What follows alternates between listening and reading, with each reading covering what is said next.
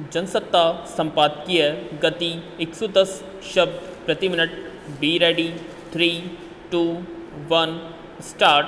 सरकार ने जमा बीमा एवं ऋण गारंटी नियम यानी DICGC अधिनियम में संशोधन कर बैंकों के डूबने या उन पर किसी प्रकार का प्रतिबंध लगाने की स्थिति में ग्राहकों को 5 लाख रुपए तक की जमा राशि वापस दिलाने की गारंटी सुनिश्चित की है।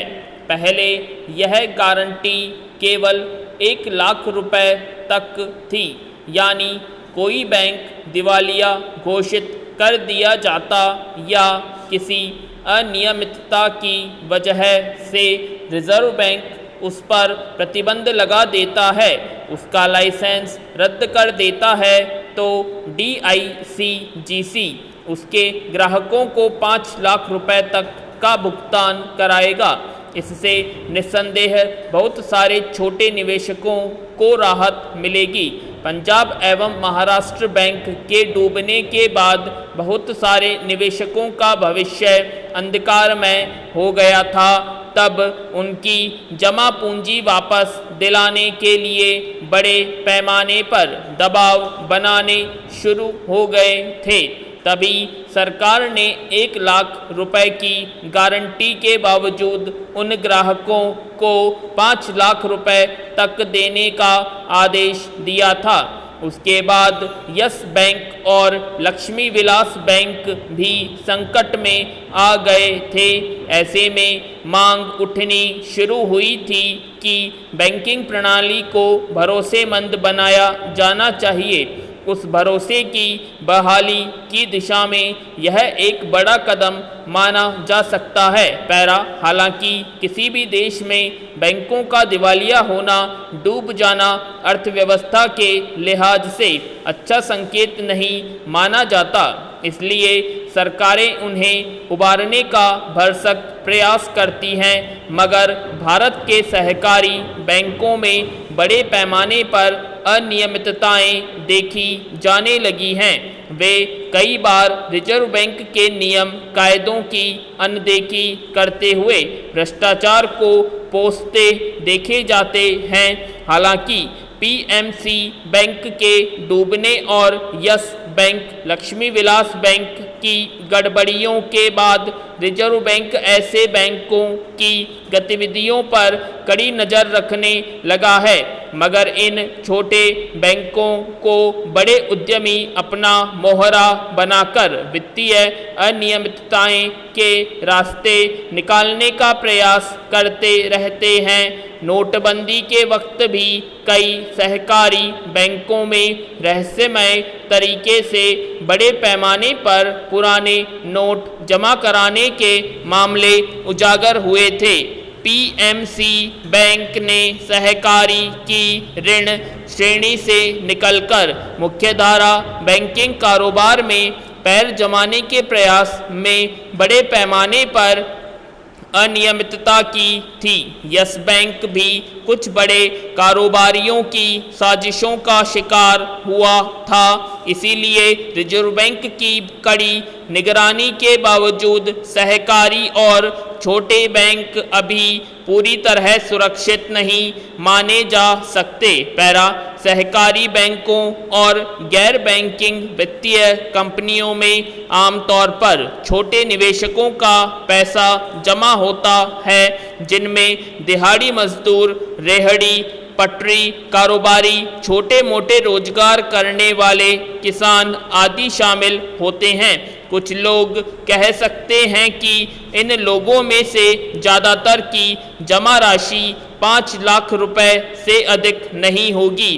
बैंक के डूबने पर अब उन्हें चिंता करने की ज़रूरत नहीं है, मगर इन वर्गों में भी बहुत सारे लोग ऐसे हो सकते हैं जिनकी जमा राशि 5 लाख से अधिक होगी और वह उनके खून पसीने की कमाई होगी। उस कमाई का डूब जाना किसी भी रूप में उनसे सहन नहीं होगा। इसलिए इस गारंटी के साथ साथ बैंकों की की विश्वसनीयता बनाने की ज़रूरत फिर भी बनी हुई है। ग्राहकों के पास पैसे डूबने का खतरा केवल छोटे बैंकों में नहीं है, बड़े बैंकों में भी इंटरनेट आदि माध्यमों से धोखाधड़ी के मामले रोज आते हैं। उनमें से बहुतों का निपटारा हो पाता है, इसीलिए पूरी बैंकिंग प्रणाली की सुरक्षा व्यवस्था पुख्ता और भरोसेमंद बनाने की आवश्यकता है। विराम। पिछले कुछ सालों के दौरान तेज रफ्तार जिंदगी में आधुनिक तकनीकी के बढ़ते दखल ने रहन सहन से लेकर सोचने समझने तक के स्वरूप में काफ़ी बदलाव ला दिया है। इसमें कई बार लोग आधुनिक तकनीकी से लैस साधनों का इस्तेमाल करते हुए यह भी गौर नहीं कर पाते कि इसका असर उन पर क्या पड़ रहा है और इसके दीर्घकालिक नतीजे क्या होंगे। बीते करीब 1.5 साल से महामारी की वजह से लगी पूर्णबंदी के बाद से अब तक स्कूल कॉलेज बंद हैं और लगभग सारी बच्चों की पढ़ाई लिखाई इंटरनेट पर या ऑनलाइन कक्षाओं पर निर्भर है। जाहिर है बहुत सारे बच्चों की पहुंच अब स्मार्टफोन और कंप्यूटरों तक बिना रोक टोक के हो रही है। अगर इन संसाधनों की गतिविधियों में बच्चों की व्यस्तता सिर्फ पढ़ाई लिखाई या हल्के फुल्के मनोरंजन तक सीमित रहती तब शायद समस्या नहीं खड़ी होती। मुश्किल यह है कि इंटरनेट पर मौजूद ऑनलाइन गेम सहित कई तरह की अवांछित चीज़ें तक भी बच्चों की आसान पहुंच होती जा रही है और अब उनमें से कई के उपयोग की लत के नुकसान सामने आने लगे हैं। पैरा।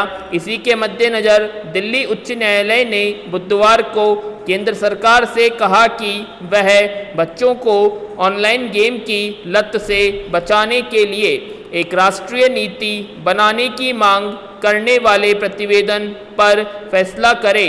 दरअसल बच्चों के बीच ऑनलाइन गेम खेलने की लत अब एक व्यापक समस्या बनती जा रही है और लोगों के बीच इसे लेकर चिंता बढ़ रही है। 1.5-2 साल पहले घरों में बच्चे अगर ज़्यादा वक्त तक टीवी, कंप्यूटर या स्मार्टफोन में व्यस्त रहते थे तब अभिभावक उन्हें टोक पाते थे, लेकिन अब स्कूलों में नियमित पढ़ाई बंद होने की स्थिति में बच्चों को आमतौर पर घरों में ही रहना पड़ता है। सगे संबंधियों, परिचितों और दोस्तों से मिलने जुलने के हालात फिलहाल नहीं हैं। ऐसे में उन्हें खुद को व्यस्त रखने का आसान रास्ता इंटरनेट की दुनिया में व्यस्त होना लगता है। आज इंटरनेट का दायरा इतना असीमित है कि अगर उसमें बहुत सारी सकारात्मक उपयोग की चीज़ें उपलब्ध हैं तो बेहद नुकसानदेह और सोचने समझने की प्रक्रिया को बाधित करने वाली गतिविधियां भी मौजूद हैं। आवश्यक सलाह या निर्देश के अभाव में बच्चे ऑनलाइन गेम या दूसरी इंटरनेट गतिविधियों के संजाल में एक बार जब उलझ जाते हैं तो उससे निकलना मुश्किल हो जाता है। अक्सर ऐसी खबरें आती रहती हैं कि किसी बच्चे ने ऑनलाइन गेम में जुआ खेलने में काफ़ी पैसे गंवा दिए। कई अभिभावक ने ज़्यादा खेलने से मना किया तो तनाव में आकर बच्चे ने खुदकुशी कर ली। ऐसी घातक घटनाएं भले ही आम नहीं हों, लेकिन इतना तय है कि इंटरनेट की दुनिया में ज़रूरत से ज़्यादा व्यस्तता बच्चों के कोमल मन मस्तिष्क पर गहरा असर डाल रहा है और उन्हें मनोवैज्ञानिक रूप से गहराई से प्रभावित कर रहा है। व्यक्ति की मार से ज़्यादातर लोगों का सामाजिक दायरा बेहद छोटा होकर परिवार और अपने घर में सिमट गया है और इसके सबसे ज़्यादा शिकार हुए बच्चे हैं। ऑनलाइन व्यस्तता बच्चों और युवाओं को दुनिया की वास्तविकता से भगाने की सुविधा मुहैया कराती है। वे समस्याओं से लड़ने के बजाय आभासी दुनिया के संजाल में अपना मस्तिष्क खालीपन की भरपाई खोजने लगते हैं। मगर उनकी ऐसी सामान्य सी लगने वाली गतिविधियां जब लत में तब्दील हो जाती हैं तब उन्हें संभालना मुश्किल हो जाता है। इसमें दो राय नहीं कि आधुनिक तकनीकी से लैस संसाधनों और ख़ास तौर पर इंटरनेट ने आम लोगों की ज़िंदगी को आसान बनाया है, लेकिन यह व्यक्ति के विवेक पर निर्भर है कि वह इन संसाधनों का सकारात्मक इस्तेमाल करता है या नकारात्मक। विराम।